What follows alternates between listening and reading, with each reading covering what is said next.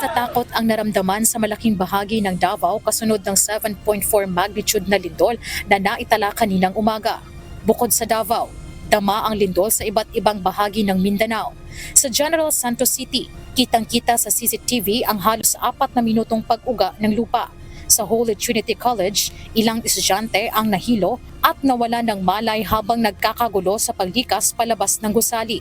Sa South Cotabato, inilabas ang mga pasyente ng Buntuyan Medical Hospital matapos maramdaman ang malakas na pagyanig. Habang sa Cagayan de Oro, agad na pinalikas ang mga empleyado ng City Hall matapos maramdaman ang lindol. Sa Butuan City, bumigay ang pader sa likod ng Robinson's Place, dahilan para temporaryong isara ang mall at palabasin ang lahat ng mga nasa loob. Isinara rin sa mga sasakyan ang Magsaysay Bridge matapos magbitak ang kalsada sa paligid nito. Sa Ace Medical Center sa Butuan, inilabas ang mga pasyente para matiyak ang kanilang kaligtasan.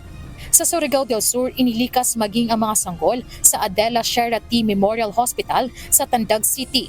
Sa Agusan del Sur naman, bumagsak ang bahagi ng gusali ng Philippine Normal University Mindanao dahilan para agarang i-evacuate ang mga estudyante at kawani ng paaralan.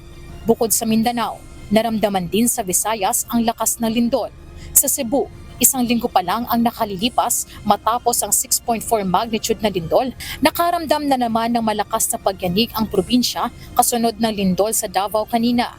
Agad na pinalabas ang mga empleyado ng City Hall matapos maramdaman ang malakas na lindol. Sa Cebu Business Park at IT Park, maayos na nagsagawa ng evacuation ang mga manggagawa bilang bahagi ng safety protocol. Sa Southern Leyte, nagtakbuhan palabas ang mga estudyante ng Southern Leyte State University at ilang pasyente ng Sogod District Hospital matapos maramdaman ang pagyanig. Nabalot naman ng takot ang mga bata sa Lucio Vivero Memorial School sa Tacloban habang lumalabas sa kanilang classroom bunsod ng lindol. Sa downtown Tacloban, naglabasan din ang mga empleyado mula sa mga gusali kasunod ng malakas na pag-uga ng lupa. Sa inilabas na ulat ng PHIVOLCS, umabot sa intensity 5 ang naramdamang lakas na lindol sa mga lugar sa Davao de Oro, Davao del Norte, City of Davao, Davao Occidental, Davao Oriental, Cotabato, City of General Santos, City of Butuan at Surigao del Norte.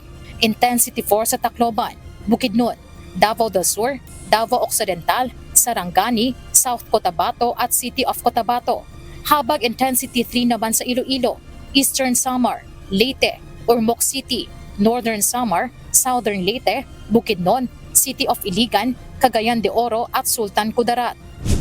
Nakakapagtala rin ng aftershocks ang PHIVOLCS, kaya patuloy itong nananawagan sa publiko na mag-ingat, huwag pumasok sa mga gusaling apektado ng lindol at sumunod sa abiso ng otoridad para sa kaligtasan.